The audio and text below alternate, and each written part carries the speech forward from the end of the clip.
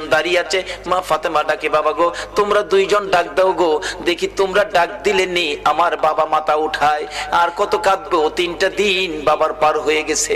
দুইজন দুই দিকে নানা কইয়া ডাকতেছে, হুসাইন ডাকতেছে, নানা গো দুনিয়ার সব মানুষ বলতে পারো গো নানা, আমি হুসাইন রে কেমনে বইলা গেলা গো না। যে হাসাইন আর হুসাইনের মায়াই আমার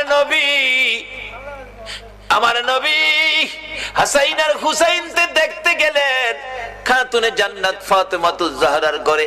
যাইয়া দেখে দুই ভাই ঘরে নাই। ফাতেমার চোখের মধ্যে পানি ঝরতেছে। নবী জিজ্ঞেস করে, ফাতেমা রে কেন এইভাবে কাঁদো? আমার নাতিরা কই? দুই নাতি না দেখলে আমার শান্তি লাগে না। ফাতেমা বলেন, বাবা গো আমি কাঁদতেছি কোন ব্যথায়।